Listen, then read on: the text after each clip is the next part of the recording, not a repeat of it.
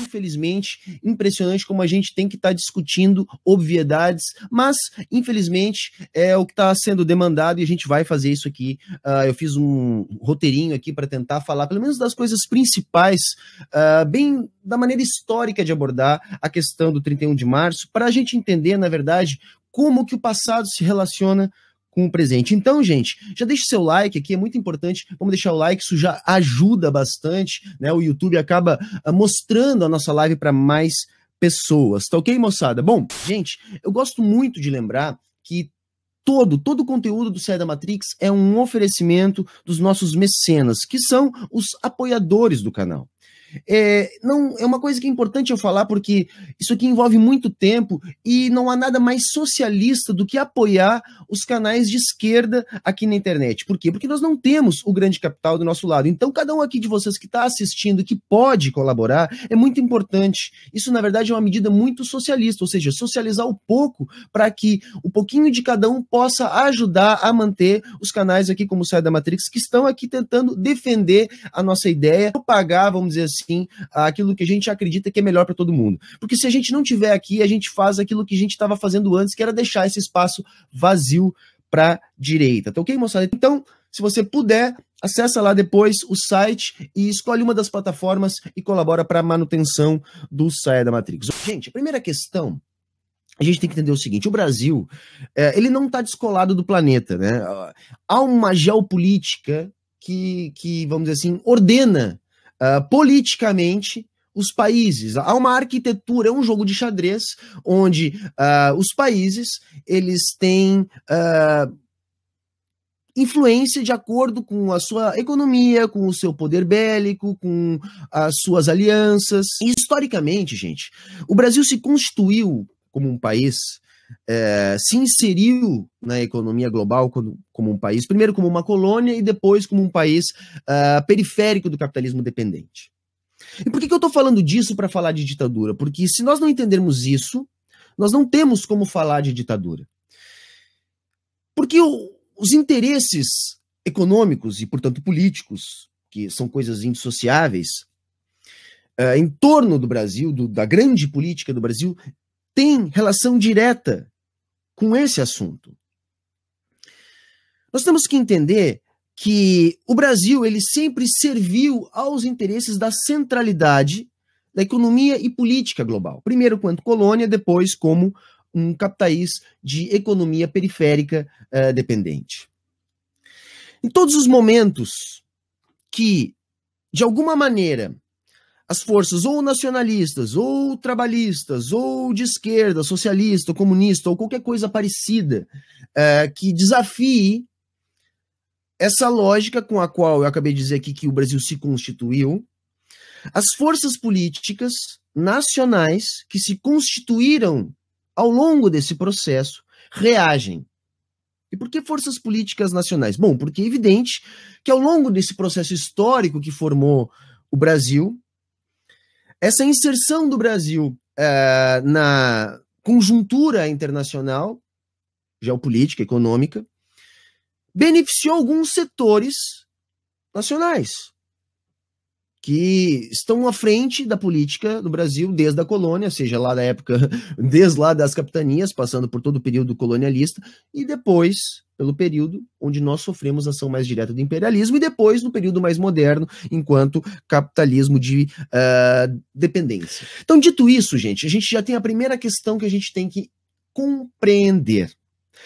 De tempos em tempos, né, é evidente que os setores mais oprimidos da sociedade brasileira, a classe trabalhadora, reage a essa estrutura de dominação e enfrenta isso e conquista algumas coisas. E, dependendo da conjuntura internacional, se tem, essa classe trabalhadora, ela tem um pouquinho mais de margem para conquistas ou um pouquinho menos de margem para conquistas.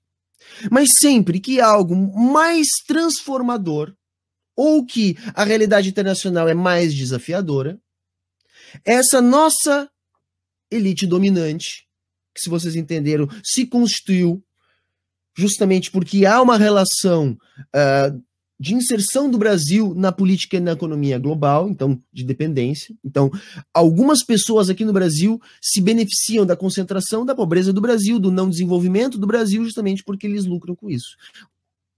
Claro? E sempre, então, que há uma ameaça a esse sistema, há um recrudescimento do regime. O que aconteceu em 64 foi isso. Foi isso que aconteceu em 64. Não havia, evidentemente, nenhum tipo de ameaça comunista. Aí eu já posso responder a primeira pergunta, que é importante a gente fazer. Infelizmente, as pessoas hoje em dia questionam isso. Teve golpe? Sim, teve golpe. É evidente que teve golpe. Só que ninguém chega assim e publica, ainda mais quando é consumado um golpe com o conjunto de forças políticas que deram o golpe em 64, e que entre esse grupo estavam lá os militares, que além de tudo tem o poder bélico nas mãos e intimidam até mesmo o sistema judiciário, que fez como sempre faz no Brasil nos momentos de crise e lava as mãos. Então houve sim um golpe porque houve uma quebra da institucionalidade. Tá? Então essa é a primeira pergunta. Houve um golpe? Sim, houve. Como que se criou esse ambiente para esse golpe? Se criou uma ameaça que não existia, se cooptou a classe média, então se cooptou o setor militar, tinha um setor militar que comprou a ideia da ameaça comunista, que não existia ameaça comunista. Os comunistas eram poucos, desorganizados e, como sempre, brigando entre si. Não havia, Jango não era comunista, sob hipótese alguma, era um trabalhista, capitalista, de esquerda trabalhista, reformista, em hipótese alguma havia uma ameaça comunista que justificasse. Também não havia uma ameaça de crise grave econômica que justificasse, porque existia sim alguma crise econômica.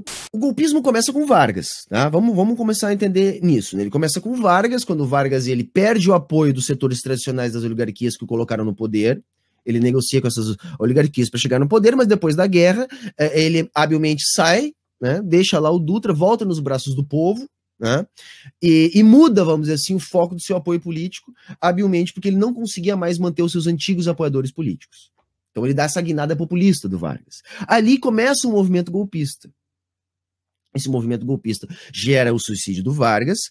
Depois nós vamos ter ali o suicídio do Vargas, muda um pouco a questão da política e elege o JK, que consegue estabilizar um pouco, pelo menos por causa do início do governo que teve o salto de desenvolvimento.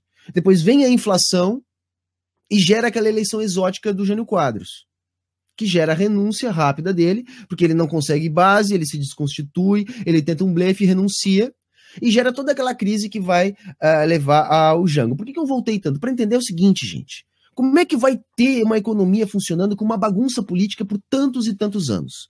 Como é que o Jango, quando consegue assumir de fato, depois da legalidade, vai conseguir implementar um programa econômico que resolvesse essas coisas? E mesmo assim, se tinha uma inflação, né, uma inflação alta, havia o desemprego, mas havia um clima político que impedia qualquer tipo de movimentação. Então aqui eu já respondo, houve golpe? Sim, porque foi uma tramóia que declarou como vaga o cargo da presidência da República. O Jango estava no Brasil e eles elegeram lá um governo provisório e depois o Castelo Branco. Então foi golpe porque houve uma quebra institucional. E não havia nenhuma ameaça que justificasse isso. Só que tinha apoio, aí é que tá.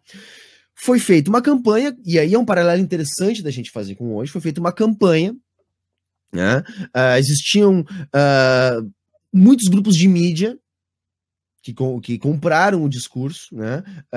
Golpista, políticos tradicionais compraram o discurso, classe média comprou o discurso, setores militares compraram o discurso, então foi um golpe civil-militar.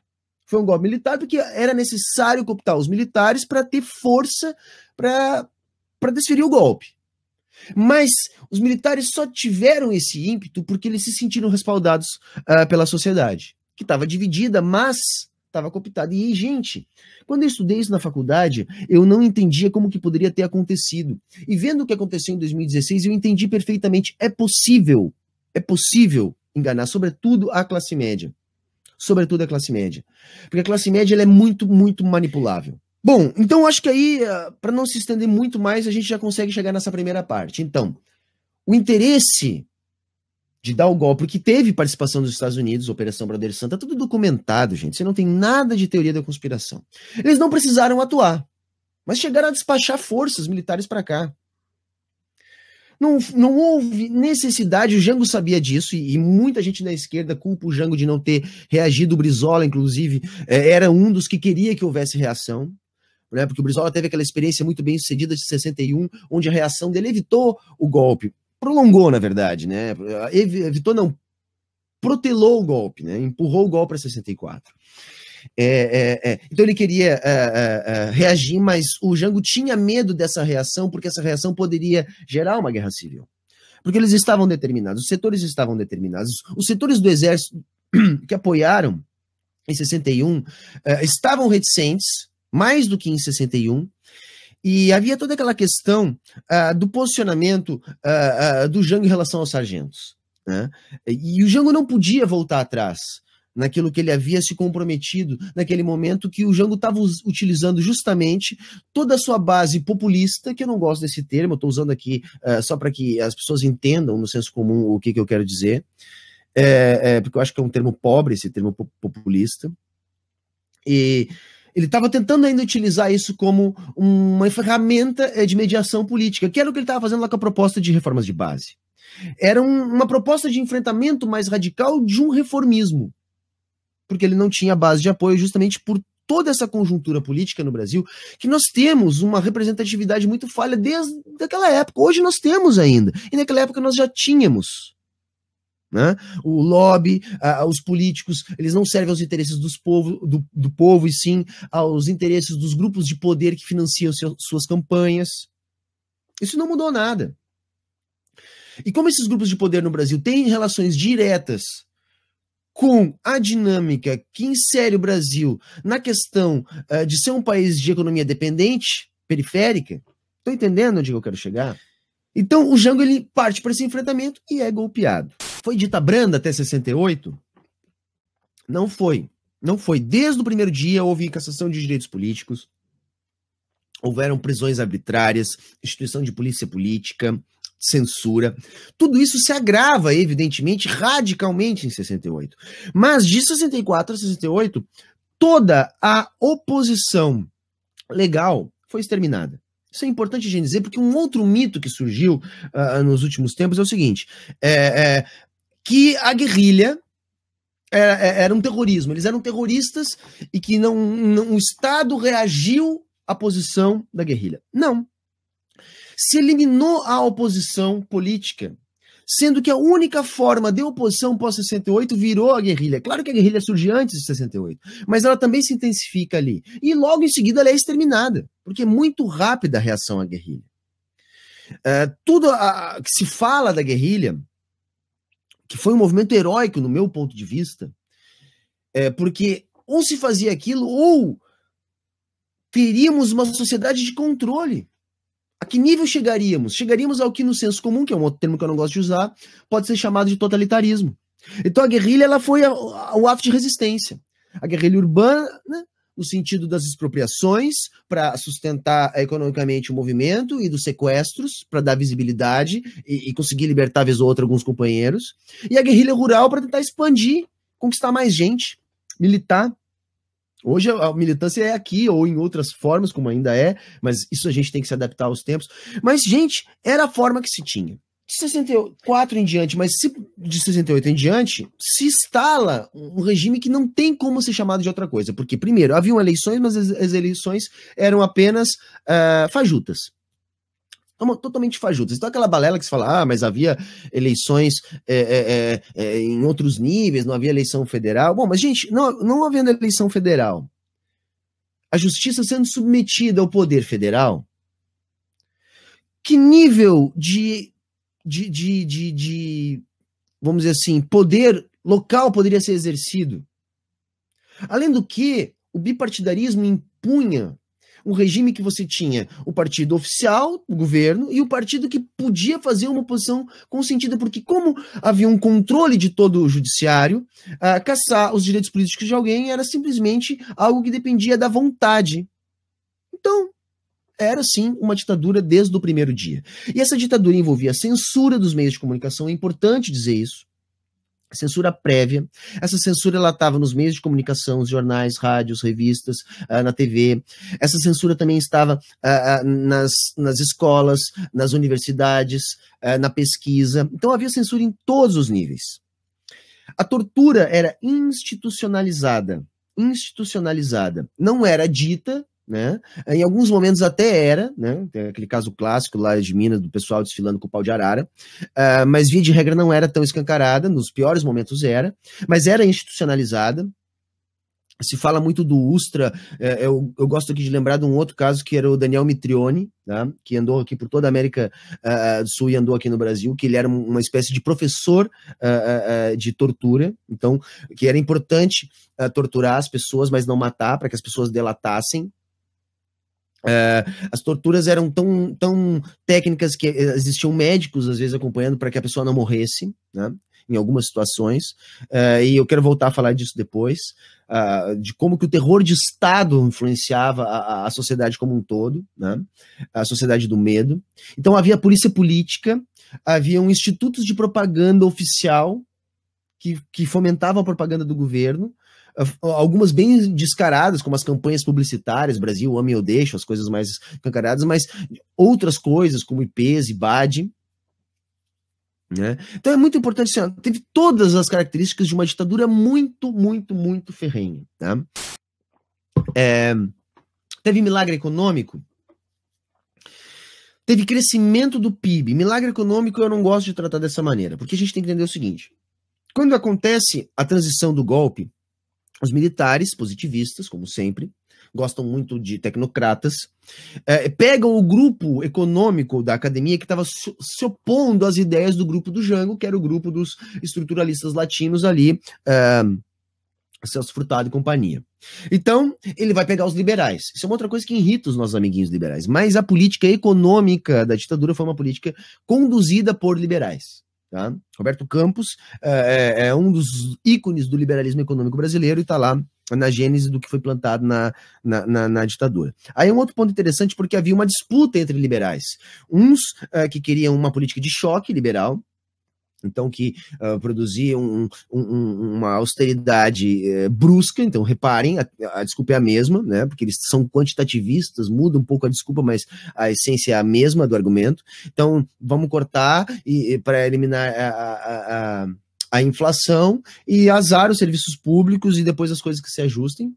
E tinha um outro grupo que era gradualista, que queria também diminuir, vamos dizer assim, a emissão de base, que também são quantitativistas, porém acreditavam que o choque político dessa política de choque seria inviável para um ambiente político que estava passando por uma ruptura tão grave, um golpe militar, né? Então, ganha esse grupo gradualista. Então se estabelece uma indexação, e aí é uma coisa das mais cruéis que foi feita por esses liberais que estavam conduzindo a política dos militares, que essa indexação, eles começam a indexar a economia, né?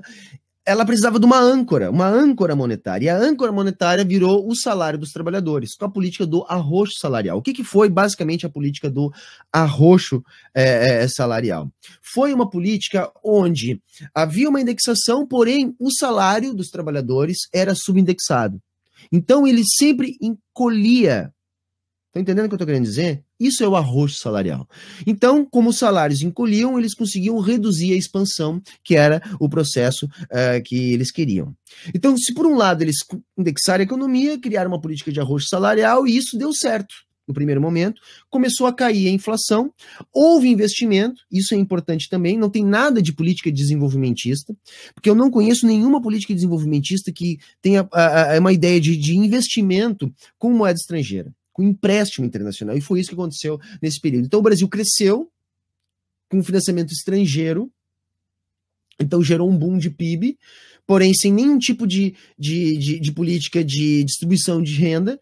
Ao contrário, uma política de arroxo salarial, então quem não dependia de salário cresceu. Então tu teve concentração brutal da renda, crescimento do país com financiamento externo, e uma política que estava reduzindo gradualmente uma inflação que era alta, porém não chegou a ficar baixa nunca, às custas de uma política de arroxo salarial dos trabalhadores. Acho que eu consegui sintetizar aqui.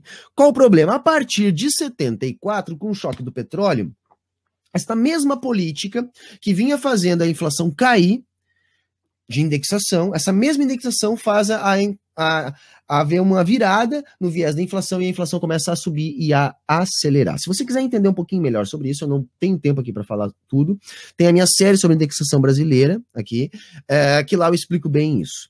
E dali em diante, o que acontece? Choque do petróleo, o crescimento começa a cair, muda a política de juros dos Estados Unidos, então fecha a torneirinha dos dólares, nós perdemos o crescimento e continuamos com o problema da concentração e a inflação explode. Então, que milagre econômico foi esse? Um crescimento grande, um crescimento com concentração. E ainda financiado a dívida externa. Porque o que se falava nesse período? Se falava na grave crise da dívida externa no Brasil. Qualquer pessoa mais velha aí sabe exatamente do que eu estou falando. Não havia corrupção na ditadura. Only bullshit. Não havia corrupção na ditadura, não. Não havia investigação, não havia divulgação, é isso que não havia. Gente, todo o esquema de empreiteiras no Brasil, olhem a história das principais empreiteiras envolvidas nos escândalos lá da Lava Jato. Todas elas se transformaram em potências ao longo do período da ditadura. Ou até mesmo antes, ou coincidindo, mas é por aí. Agora, não havia nenhum tipo de investigação, muito menos de divulgação, porque tudo era controlado. Nós estamos falando de um regime de ditadura. Polícia política, censura. Como é que vai haver investigação? Todos os órgãos do judiciário, legislativo, subordinado ao executivo. Outra coisa que também é importante, que eu quero falar dentro dessa parte da corrupção, porque é um tipo de corrupção feia, pior ainda, a corrupção dos próprios agentes das polícias políticas, porque surgiram várias polícias políticas, então haviam agentes que o emprego deles era caçar terroristas, que eram, na verdade, inimigos políticos do Estado. O caso icônico, para que vocês entendam do que eu estou querendo falar aqui, é o caso do Rio Centro, do atentado ao Rio Centro, que mostra algo que era uma prática daquele período. Os próprios militares, para sustentar o ambiente de terror de Estado, para sustentar os seus empregos, para sustentar a ditadura, plantavam atentados para culpar a oposição ao regime. O caso do Rio Centro é icônico porque a bomba explodiu lá, dentro do um Puma ou Miura, agora não me recordo exatamente, no Rio de Janeiro, no colo lá do militar que estava plantando o atentado e aí não teve como esconder. Mas esse caso é icônico. Gente, muitas torturas, muitos casos, muitas pessoas que sumiram, desapareceram, eram inocentes. Muitos atentados atribuídos à esquerda eram inocentes. As pessoas têm que entender o seguinte, sob tortura, a pessoa confessa qualquer coisa. É muito comum da ditadura as pessoas confessarem durante as sessões de tortura crimes que não eram elas que haviam sido, que não eram elas que tinham cometido, mas crimes que elas sabiam que tinham acontecido. Então você vai analisar hoje os documentos, depois de algum tempo aquilo que sobrou, a gente encontra muita coisa do tipo assim, o mesmo crime com várias pessoas que confessaram o mesmo crime. Peraí, mas quem que matou? Se fulano, ciclano e beltrano estão dizendo aqui que assassinaram lá, ou que roubaram lá o banco, ou que cometeram lá o sequestro. Porque a pessoa fala qualquer coisa para parar de apanhar. Então, corrupção. Que corrupção maior do que a tortura institucionalizada? Né? Fora todo o esquema de corrupção, muitos generais enriqueceram. Muitos políticos pró-ditadura enriqueceram. Gente, muitos que estão lá até hoje, mas pega ali os anos 90, Malufes e Companhia Limitada, que roubaram bilhões, né? Todos são crias da ditadura, que nem dizia o Brizola lá pro Maluf, filhotes da ditadura. Mas e onde é que esses caras enriqueceram? Foi aonde? Foi na era Lula? Eles eram honestos, que nem o próprio Maluf diz lá, são heranças de família, são economias, lá dentro da sua Lamborghini. Então é muita ingenuidade dizer que não havia corrupção, né?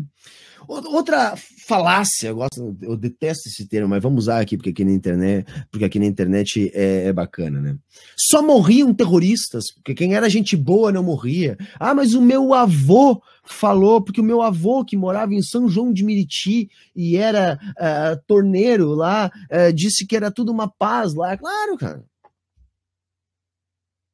Sabe aquela frase, se não me engano, do Mark Twain, libertei-se lá quantos escravos, poderia ter libertado tantos outros se eles soubessem que eram escravos.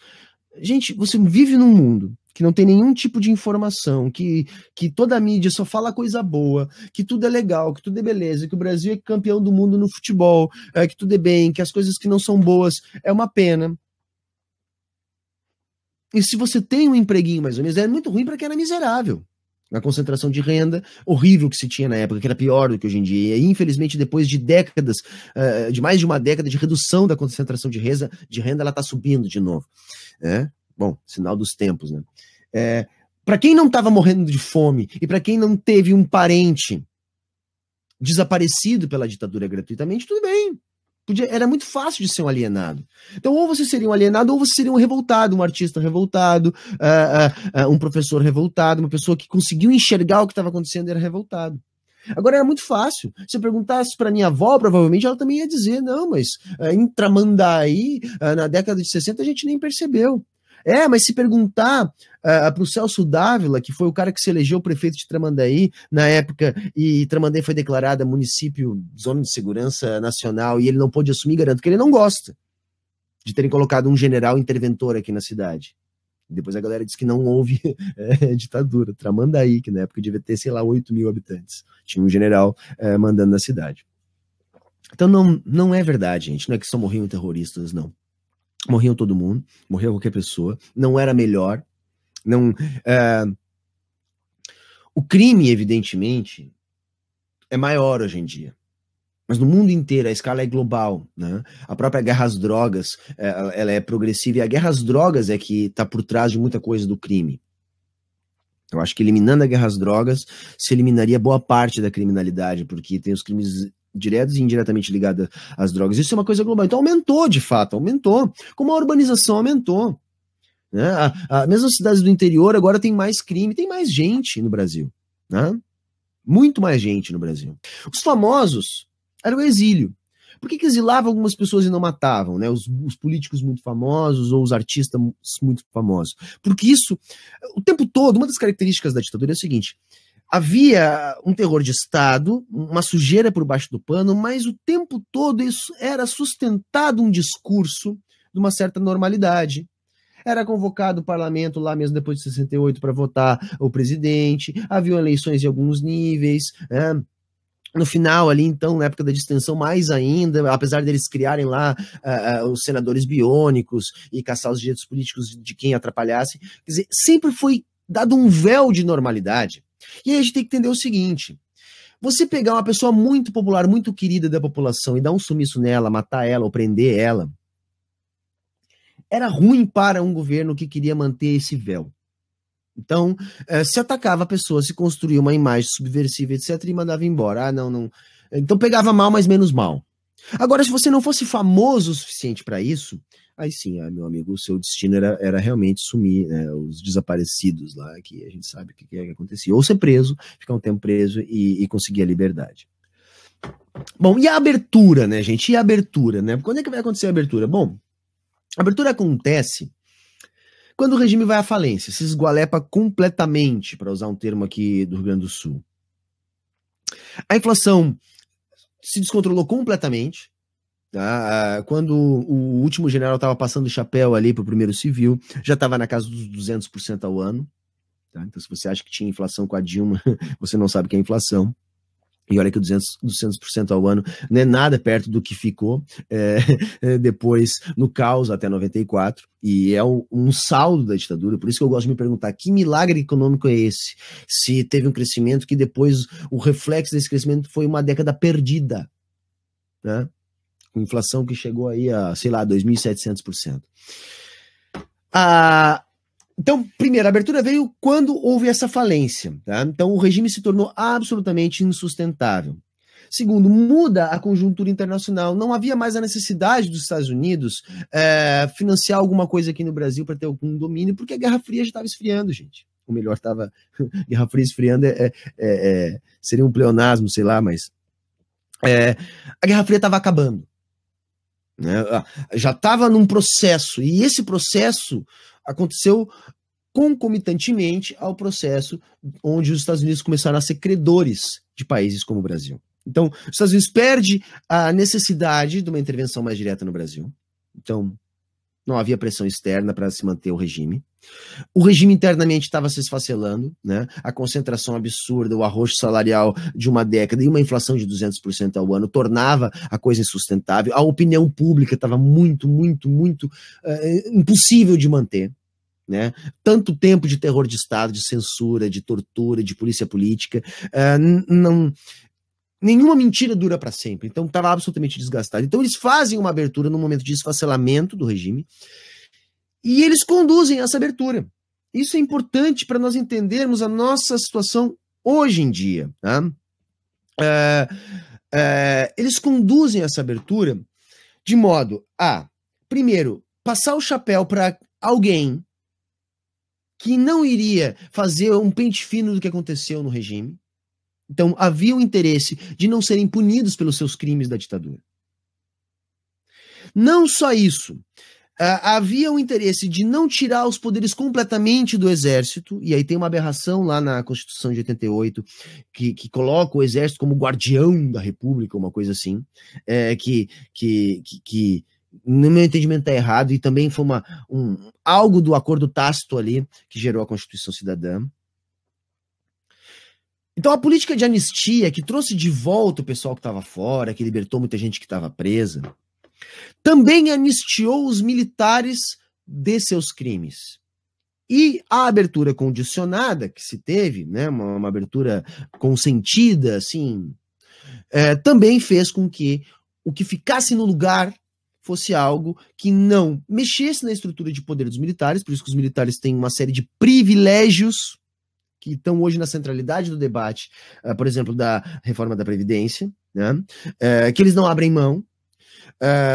A estrutura militar foi mantida de modo a manter privilégios dos militares e de modo a não serem investigados tais militares pelos seus crimes. Bom, gente, mas e agora, né? E Bolsonaro, né?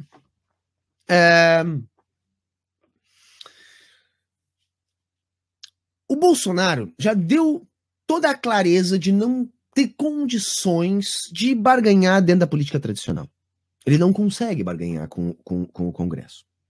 E o que me ocorreu é o seguinte: ele sempre foi um defensor da ditadura militar, ele sempre foi um cara que falou abertamente que o regime democrático burguês é falho, que tem que ser autoritário mesmo, que as coisas, que o diálogo, vamos dizer assim, da democracia burguesa, ele atrapalha a nação.